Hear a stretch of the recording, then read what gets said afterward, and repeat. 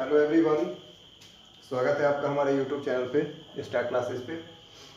आज इनिक्विटी का हम दूसरा वीडियो लेके आ रहे हैं। हमने आपको पहले वीडियो में बताया था कि इनिक्विटी टोटल 3 टाइप के होते हैं, तो एक टाइप हमने डिस्कस कर दिया था। ये सेकेंड टाइप है निगेटिव स्टेटमेंट। करते क्या है कि एग्जाम में जब क्वेश्चन आते हैं तो बच्चे कंफ्यूज हो जाते हैं कि इसका कोडिंग हम किस तरह से करें। तो सबसे पहले तो आप निगेटिव स्टेटमेंट को पहचानना सीख लें। जब निगेटिव स्टेटमेंट दिया जाएगा तो इसमें न की बारंबारता बहुत ज्यादा होगी, यानी कि नहीं की बारंबारता बहुत अधिक होगी। अब देखिए, पहला दिया है कि ए डॉलर बी का अर्थ है ए बी से ना तो बड़ा ना ही छोटा है। नाना का सेंस है, यहां भी नाना, यहां भी ना और ना का, यहां भी नहीं और यहां भी नहीं। तो अगर 5 या 4 स्टेटमेंट गिवन हो, ये 5 स्टेटमेंट ऑलवेज गिवन होते हैं, तो इसमें अगर 5 से 4 में भी अगर ना ना ना करके ये तरह से आए तो आपका कोड चेंज करना होगा इसमें, यानी कि पढ़ के समझना होगा। जब हमारा पार्ट 3rd वीडियो आएगा जो पॉजिटिव स्टेटमेंट का होगा, उसमें भी आपको अंतर हम बता देंगे और अंतर बताने के बाद आपको डिस्कस करना सिखाएंगे। अब चलिए, इसके लिए पिछले वीडियो में हमने प्लेस बता दिया था कि लेस देन कहां पे होता है, लेस देन इक्वल टू कहां होता है, ग्रेटर देन इक्वल टू कहां होता है, हमने सब डिफाइन कर दिया था। उसको अगर आपने हमारा फर्स्ट वीडियो नहीं देखा है तो देख लेंगे। और अब चलते हैं हम इसका कोडिंग करने। तो देखिए, पहले स्टेटमेंट में दिया है कि ए डॉलर बी का अर्थ है ए बी से ना तो बड़ा ना ही छोटा है। कोई व्यक्ति अगर ना ही आपसे बड़ा हो ना ही छोटा हो तो क्या होगा? बराबर होगा। कोई हमसे अगर ना बड़ा है ना छोटा है तो हमारे बराबर होंगे। तो ये आ गया आपका इक्वल टू कोडिंग, इसका आ गया। ठीक। सेकेंड कहता है कि ए एट द रेट बी का अर्थ ए बी से ना तो बड़ा ना ही बराबर है। तो डायरेक्ट इसको बड़ा और बराबर में मत लिखिएगा। बोला क्या कि ना तो बड़ा ना ही बराबर है, ना तो ये ग्रेटर होगा ना ही इक्वल होगा और ना ही ग्रेटर इक्वल होगा। तो आपके पास 5 कोडिंग से 5 कोडिंग आपके पास है जिसमें ना तो ये बड़ा होगा ना ही बराबर होगा ना ही बड़ा बराबर होगा। तो इट मींस कि ये छोटा बराबर भी नहीं होगा, क्योंकि बराबर का सेंस इसमें नहीं आएगा। तो हमारा कौन सा कोडिंग होगा? ये हमारा हो जाएगा लेस देन। ये छोटा, इसको समझ के चलेंगे, यानी कि अकॉर्डिंग टू कोड अगर आप चले सेट करने तो अच्छे से स्टेटमेंट को समझ के, क्योंकि ये निगेटिव स्टेटमेंट है तो आपको उलझाएगा।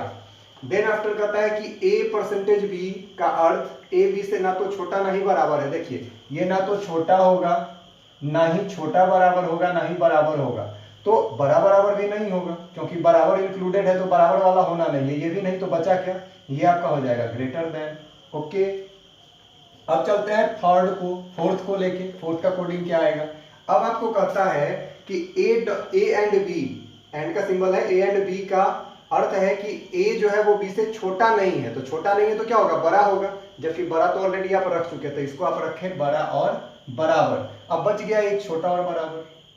तो अभी वाले क्वेश्चन में आपको साइन नहीं गिवन है कि ग्रेटर देन इक्वल टू क्या है, इससे ये नहीं है। तो हम लोग क्या करेंगे कि पिछले वीडियो में हमने जो आपको बताया था कि इसके एक परफेक्ट प्लेस होते हैं, उस प्लेस पे डायरेक्ट आप कोडिंग को रख दें।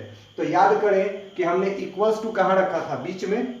तो इक्वल्स टू के बदले हम डॉलर रख लेते हैं, यहां पे बीच में रखते हैं डॉलर। ओके, अब ये दिया लेस देन, तो लेस देन कहां? लेफ्ट हैंड पे ऊपर था, ये हो गया less than. Less than is equal to, तो लेस देन के लिए कौन सा सिंबल है? लेस देन का सिंबल यहाँ पे एट द रेट है, तो इस जगह पे रखिए एट द रेट। अब आपको सिंबल से ही सॉल्व करना होगा, ये एट द रेट। अब चलते हैं हम लोग आपका लेस देन और इक्वल टू रखिएगा इसके जस्ट नीचे। तो लेस देन इक्वल टू का कौन सा है? हैच है, हच रखते हैं यहाँ पे। अब फोर्थ प्लेस पे चलिए, ग्रेटर देन देखिए कौन सा आएगा। तो ग्रेटर के लिए आपको यहाँ परसेंटेज गिवन है, तो यहाँ परसेंटेज रखते हैं। और ग्रेटर इक्वल टू देखिए कौन सा आएगा? एंड का सिंबल होगा, तो यहाँ पे हमने एंड रख दिया। ओके, अब इसी से हमको क्या करने हैं? आज टोटल रीजनिंग सॉल्व करने हैं। एक बात और, जब रीजनिंग बनाने चले, इस टाइप का जब बनाने चले, तो आप सीक्वेंस चेक करिएगा कि आपका जो भी दिया गया स्टेटमेंट, ये जो दिया गया स्टेटमेंट है वो सीक्वेंस में है कि नहीं। जैसे क्वेश्चन में हम सीक्वेंस चेक करना आपको बताते हैं। देखिए, WP फिर P से P, तो WP PG फिर G से G, GIIN ये सीक्वेंस है। UD BE EY यानी E से फिर E EY YW ये भी सीक्वेंस में है। यहाँ पे ZN है, फिर N आ गया, यानी कि हम लोग जो सीरीज बनाते हैं तो वही सीरीज इसमें चेक करना है कि सीक्वेंस में है या नहीं। तो ये 3 क्वेश्चन सीक्वेंस में है। फोर्थ क्वेश्चन जरा देखें, VD DT, यहां से D और T, तो यहाँ KT कर दिया जबकि T इधर होना चाहिए। ठीक है, तो फिर k उधर जाएगा तो k यहाँ पे आएगा, फिर यहाँ पे f हो जाएगा। तो हम अभी ही इसको चेंज कर देते हैं, t को यहाँ रख देते हैं और आपको अब करना कि t और k इधर रख दिए। अब ये जो सिंबल आपको गिवन है, हमने उल्टा बताया था कि ग्रेटर देन का अपोजिट क्या होगा, इक्वल होगा, सॉरी ये ग्रेटर है तो लेस देन होगा, ग्रेटर का लेस देन, और इसका अपोजिट ये बता दिए थे।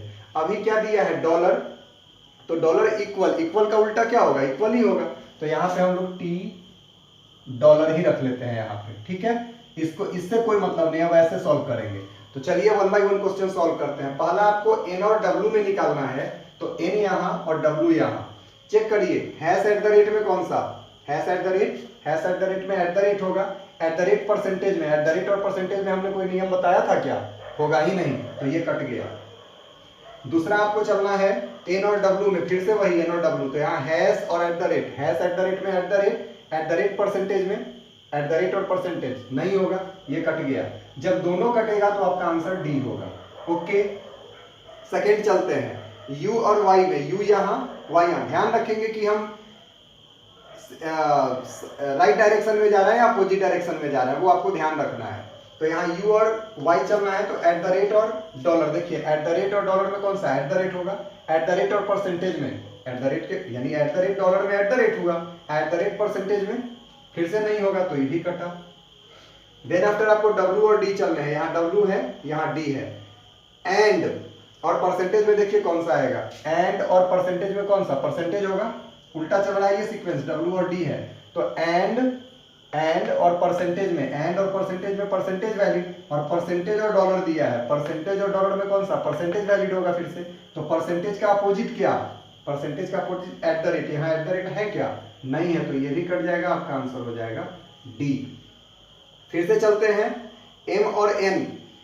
एक और आपको बता देते हैं, अगर इनिक्विटी में 5 क्वेश्चन का सेट दिया जाता है, 1 2 3 4 और 5, आप अपने भी बुक में देख लेंगे, आपको 5 क्वेश्चन का सेट दिया जाएगा, और अगर 5 क्वेश्चन में सेम सब्जेक्ट और सेम प्रेडिकेट केवल एक, यानी ये इसको हम सब्जेक्ट बोलते हैं, इसको ऑब्जेक्ट बोलते हैं या प्रेडिकेट बोलते हैं, तो सब्जेक्ट ऑब्जेक्ट, सब्जेक्ट ऑब्जेक्ट ध्यान रखेंगे। तो अगर 5 क्वेश्चन में किसी एक क्वेश्चन में, जैसे ये देख लीजिए यहाँ पे NW और NW सेम है, यहाँ भी MW MN और MN यहाँ भी सेम है, तो 5 में से केवल एक क्वेश्चन में अगर ऐसा रहेगा या ऐसा कंडीशन, जैसे अभी 5 में 2 में दे दिया, तो इसलिए हम चेक कर रहे हैं सबको, नहीं तो अगर 5 क्वेश्चन में केवल एक में ये कंडीशन देता, जहां सेम सब्जेक्ट होता, सेम ऑब्जेक्ट होता, तो इसका आंसर डायरेक्टली सी आ जाता है।